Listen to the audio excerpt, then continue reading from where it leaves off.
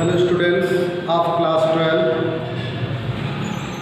This is the second part of the lesson An Astrologer's Day short story. We have left on till night तक, from morning till night तक. उसके बाद हम पढ़ेंगे a variety of trades and occupations was represented all along its way. A variety of trades माने व्यापार and occupation और व्यवसाय.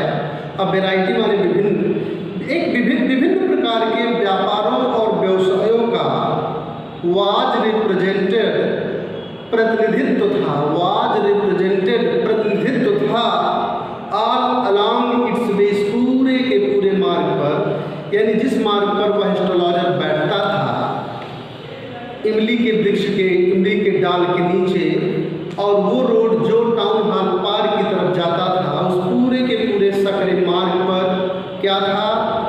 A variety of trades and occupations was represented all along its way, यानी इस पूरे के पूरे मार्ग पर विभिन्न प्रकार के व्यापारों और व्यवसायों का प्रतिनिधित्व था.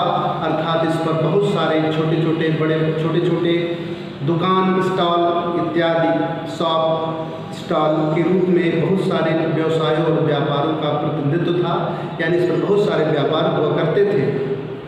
कौन कौन से व्यापार? यहाँ पर कॉलम लगा हुआ है, विवरण चिन्ह. कौन सा व्यापारों का, कौन से व्यापार और व्यवसायों का? मेडिसिन सेलर्स यानी दवा विक्रेताओं का प्रतिनिधित्व था. Sellers of stolen hardware and junk. Stolen माने चुराए हुए, हार्डवेयर माने हार्डवेयर एंड जंक काठ कबाड़. चुराए हुए यानी चोरी किए गए हार्डवेयर एंड जंक काठ कबाड़ के विक्रेताओं का, सेलर्स विक्रेताओं का प्रतिनिधित्व था. मैजिशियंस जादूगरों का प्रतिनिधित्व था.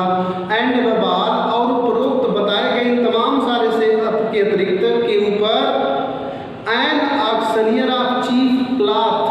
चीप माने होता सस्ता, यानी सस्ते कपड़े का एक नीलामी करता, सस्ते कपड़े का एक नीलामी करता का प्रतिनिधित्व था. यानी उपरोक्त के अतिरिक्त, उपरोक्त सभी से अधिक an auctioneer of cheap cloth, एक सस्ते कपड़े का जो ऑक्शनियर था, नीलामी करता था, उसका प्रतिनिधित्व था. जो क्रिएटेड इनफ दिन, जो क्रिएटेड माने बनाता था, इनफ माने पर्याप्त, दिन मतलब शोरगुल, जो अत्यधिक शोरगुल बनाता था, अर्थात जो अत्यधिक शोरगुल किया करता था. ऑल डे माने पूरे दिन, जो पूरे दिन अत्यधिक शोरगुल किया करता था. To attract the whole town.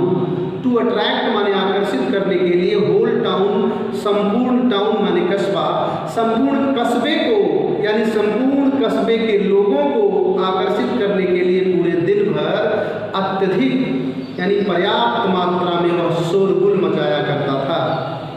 फिर आगे नेक्स्ट टू हिम, उसके बाद इन बोशीफेरसनेस का मतलब होता है शोरगुल मचाना, शोरगुल करने वाला. यानी शोरगुल करने वालों में, इन बोशीफेरसनेस, शोरगुल करने वाले लोगों में नेक्स्ट टू हिम, उसके बाद नंबर आता था. यानी उस सस्ते कपड़े का जो नीलामी करता था, उसके बाद शोरगुल मचाने में नंबर आता था. के माने आता था नाम क्या? A vendor of fried groundnut. Fried माने भुनी हुई, ग्राउंडनट माने मूंगफली, यानी भुनी हुई मूंगफली के वेंडर का नंबर आता था. यानी बोशीफेरसनेस में, शोरगुल मचाने में, उस जो सस्ते कपड़े का जो नीलामी करता था, उसके बाद नंबर आता था भुनी हुई मूंगफली के विक्रेता का. Who gave his ware a fancy name each day. Who मतलब जो, गेव माने दिया करता था, हिज वेयर माने अपने सामानों को क्या? अब फैंसी नेम एक नया नाम, वह ईच डे माने प्रतिदिन, वह प्रतिदिन अपने सामान को नया नाम दिया करता था. यानी वह भुनी हुई मूंगफली ही बेचता था, किंतु शोरगुल मचाने में, सस्ते कपड़े की नीलामी करता के बाद इसी का नंबर आता था, जो प्रतिदिन अपने सामान को नया फैंसी नाम दिया करता था. कॉलिंग इट, उसे पुकारता था बॉम्बे आइसक्रीम वन डे, एक दिन, यानी किसी दिन वह अपनी उस भुनी हुई मूंगफली को बॉम्बे की आइसक्रीम पुकारता था। एंड ऑन द नेक्स्ट, और अगले दिन दिल्ली आलमंड, और दूसरे दिन उसे दिल्ली का आलमंड पुकारता था, दिल्ली का बादाम पुकारता था। एंड ऑन द थर्ड, और तीसरे दिन यानी उसके बाद वाले दिन वह राजाज डेलिकेसी, उस अपने भुनी हुई मूंगफली को राजा की मिठाई कह करके पुकारता था। डेलिकेसी मीन्स होता मिठाई, राजाज डेलिकेसी राजा की मिठाई कह करके पुकारता था। And so on and so fourth, इस प्रकार वह प्रतिदिन इत्यादि इत्यादि नामों से पुकारता रहता था अपने सामने को। And people flocked to him, and people और लोग फ्लॉक्ड टू हिम, उसे घेरे रहते थे, लोग उसके ऊपर टूट पड़ते थे। नेक्स्ट है अ considerable portion of this crowd. A considerable माने अत्यधिक, कंसिडरेबल मीन्स होता अत्यधिक, पोर्शन माने भाग, ऑफ दिस क्राउड माने इस भीड़ का, इस भीड़ का एक बहुत बड़ा भाग। अ considerable portion of this crowd, इस भीड़ का, किस भीड़ का, जो भीड़ उस मार्ग पर आती जाती थी, उस भीड़ का एक बहुत बड़ा भाग डेलीड माने इकट्ठा होता था बिफोर द एस्ट्रोलॉजर, एस्ट्रोलॉजर के सामने भी इकट्ठा होता था। यानी उस मार्ग पर आने जाने वाली जो भीड़ थी, उस भीड़ का एक बहुत बड़ा भाग एस्ट्रोलॉजर यानी उस ज्योतिषी के सामने भी इकट्ठा हुआ करती थी। The astrologer transacted his business by the light of a flare. The astrologer, वह एस्ट्रोलॉजर, ट्रांजेक्ट का मतलब होता है चलाना, ट्रांजेक्ट का मतलब होता है करना। क्या? The astrologer transacted his business, वह ज्योतिषी हिज बिजनेस अपने व्यापार को ट्रांजेक्टेड माने चलाता था by the light of a flare. Flare का मतलब होता है नंगी बत्ती, जिसे हम लुकारा के नाम से जानते हैं। Bye the light of a flare यानी वह जो एस्ट्रोलॉजर होता था वह अपना बिजनेस एक लुकारे के माध्यम से चलाता था। यानी उसके पास प्रकाश के लिए सायंकाल में प्रकाश के लिए कोई विशेष व्यवस्था नहीं थी। और वो भी यहाँ क्या बताया गया, bye the light of a flare, एक फ्लेयर से यानी एक ज्वाला लौ वाली, जिसको हम लुकारा के नाम से जानते हैं, उससे चलाता था। विच माने जो, क्रैकल्ड एंड स्मोक्ड, क्रैक मतलब होता है, क्रैक का मतलब चटकना, क्रैक का मतलब चटकना, एंड स्मोक का मतलब धुआं फेंकना। विच माने जो, क्रैक्ड एंड स्मोक्ड, जो चटक चटक कर धू धू करके जलता था।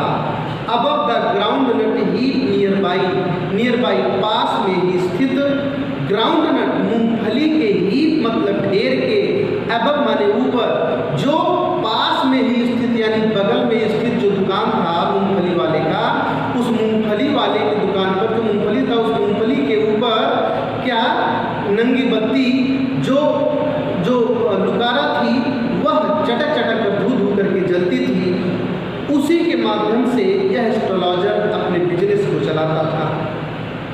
इसका मतलब ये हुआ कि वो लुकारा की जो बत्ती थी उसी से यह चलाता था, लेकिन वह लुकारा भी दूसरे का होता था, यानी बगल वाले उस मूंगफली वाले का होता था। Half the enchantment of the place, अब इस प्लेस के विषय में बताया जा रहा है कि जिस प्लेस पर वह अपने बिजनेस को चलाता था। क्या? हाफ द एंचेंटमेंट, हाफ माने आधा, एंचेंटमेंट मीन्स होता आकर्षण। Half the enchantment of the place, उस स्थान का आधा आकर्षण, वाद माने था, ड्यू टू माने कारण, किस कारण, द फैक्ट माने इस तथ्य के कारण, यानी उस स्थान का आधा आकर्षण तो इस तथ्य के कारण था दैट की it did not have the benefit of municipal lighting. इसको म्यूनिसिपल कॉर्पोरेशन के प्रकाश की जो व्यवस्था होती है, रोड लाइट इत्यादि की, इस प्रकार की म्यूनिसिपल लाइटिंग का इस स्थान को कोई लाभ नहीं था। यानी इस स्थान पर म्यूनिसिपल पॉलिटी जो होती है, म्यूनिसिपैलिटी, उसकी जो लाइटिंग की व्यवस्था होती है इस स्थान पर बिल्कुल ही नहीं था। यह इस स्थान का आकर्षण था, किसकी दृष्टि से, एस्ट्रोलॉजर के बिजनेस की दृष्टि से। आधा अंधेरा आधा उजाला, कभी कभी उजाला कभी कभी अंधेरा, इस प्रकार से यह उस एस्ट्रोलॉजर की दृष्टि से क्या था, आकर्षण का काम करता था। फिर आगे देखते हैं। The place was lit up by the soft light, the place माने यह स्थान, वॉज लिट अप माने जगमगाता था, बाई सॉफ्ट लाइट्स माने दुकानों की बत्तियों से, यह स्थान दुकानों की बत्तियों से जगमगाता था। जैसा कि ऊपर आपने देखा कि म्यूनिसिपल लाइटिंग का स्थान को कोई लाभ नहीं था, कोई बेनिफिट नहीं था। 1 or 2 मतलब एक या दो दुकानदार, दुकान वालों के हेड माने पास में था क्या, हिसिंग गैस लाइट्स। हिसिंग मतलब फुफकारने वाली जो गैस होती है, यानी फुफकार मारने वाली जिसमें जो है पंप मारा जाता है, उसे हिसिंग गैस कहते हैं। तो 1 or 2 एक अथवा दो हैड हिसिंग गैस लाइट, एक अथवा दो दुकान वाले के पास फुफकार मारने वाली गैस की बत्तियां थी। गैस था जिसमें मिंट लगाते हैं।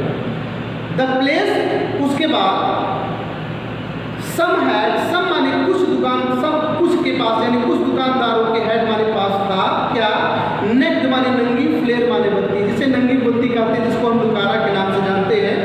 नेट फ्लेयर स्टक ऑन पोल, जो एक पोल में बंधा हुआ था, एक पोल में लगा हुआ होता था, उस पोल में जो नंगी बत्ती होती थी वह चलती रहती थी। यानी कुछ दुकान वालों के पास क्या थी, एक बम्बू में, एक पोल में लगा हुआ क्या था, एक नंगी बत्ती थी, अर्थात लुकारा हुआ करता था। सम वर lit up by old cycle lamp, कुछ दुकानें पुरानी साइकिल के लैंप से जगमगाती थी।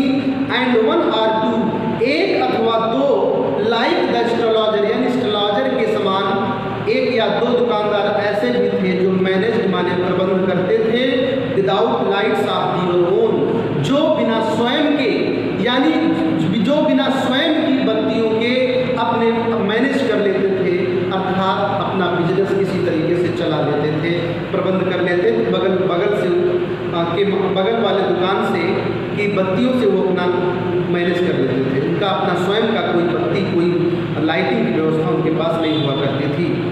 It was a bewildering criss-cross of light rays and moving shadows। अब यहाँ इट का मतलब आया हुआ है, यानी इट यह स्थान, इट माने यह, अर्थात यह स्थान, वाज माने था, a bewildering criss-cross of light rays, यह स्थान bewildering criss-cross of light rays and moving shadows, यह स्थान प्रकाश की किरणों और मूविंग शैडोज और चलती हुई छाया का क्राइस क्रॉस था, यानी क्रॉस पॉइंट था। यानी इस स्थान पर बहुत सारी किरणें अलग अलग दुकानों से आती थी और वे किरणें एक दूसरे को काटती थी स्थान पर, और इस स्थान पर चूंकि बहुत सारे लोग चलते थे और उस चलने की छाया भी इस स्थान को काटती रहती थी, यानी एक क्राइस क्रॉस पॉइंट था।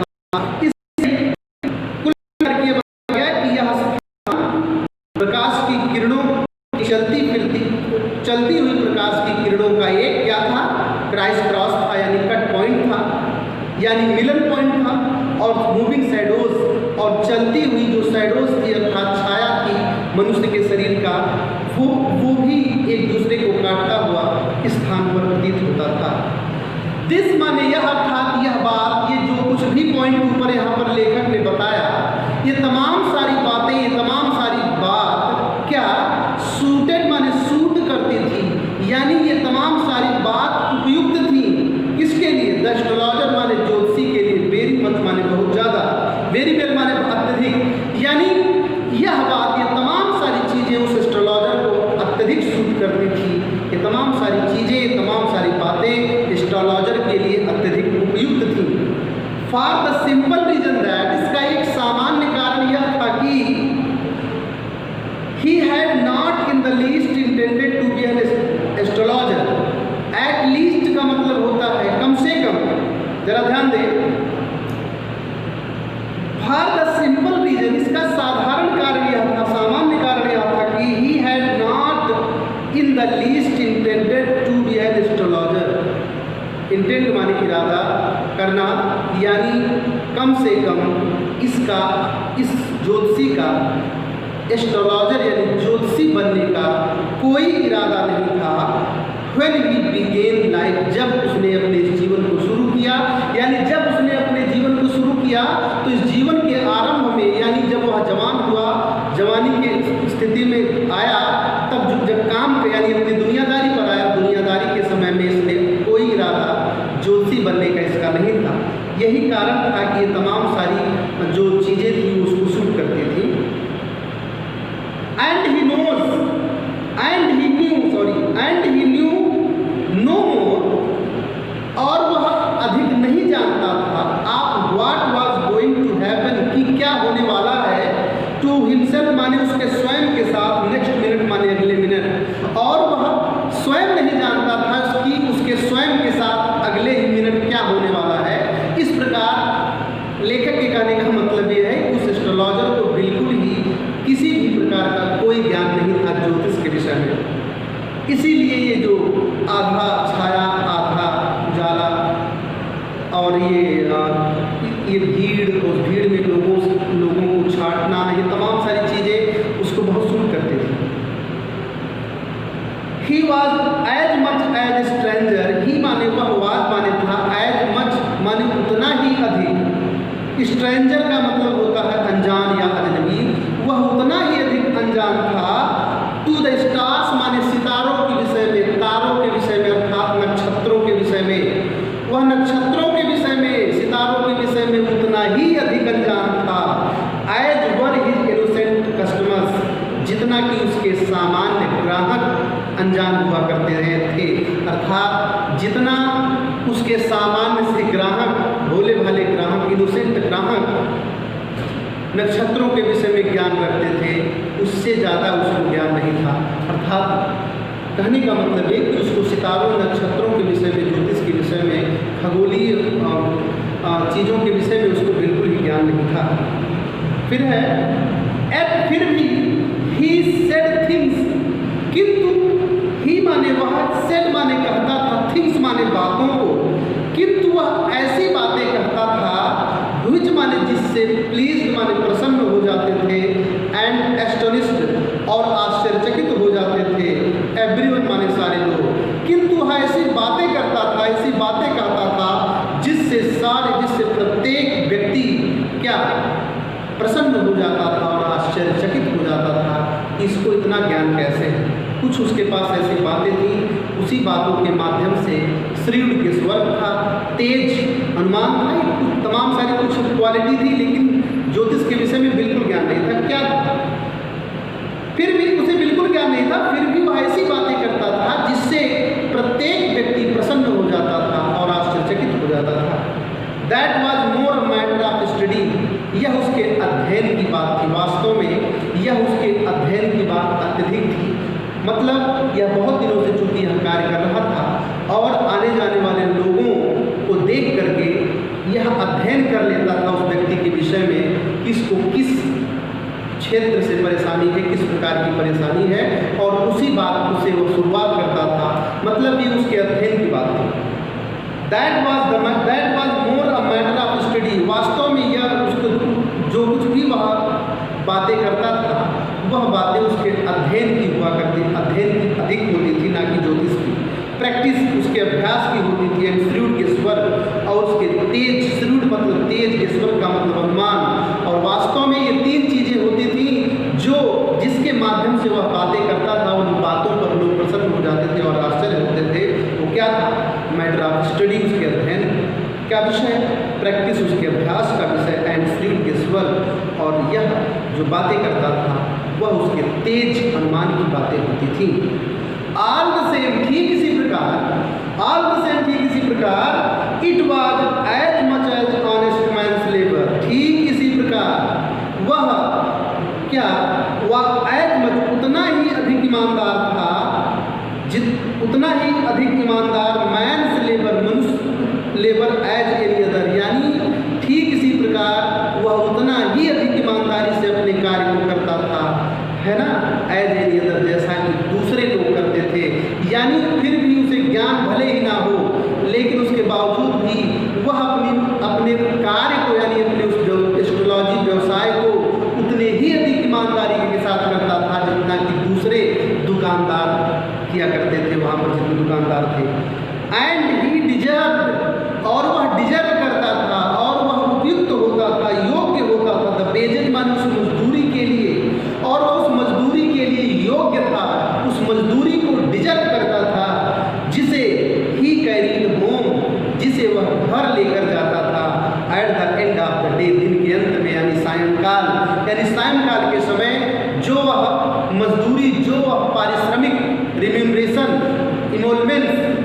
घर लेकर के जाता था, वास्तव में वह उसके योग्य था, उसकी वास्तव में परिश्रम की कमाई हुआ करती थी।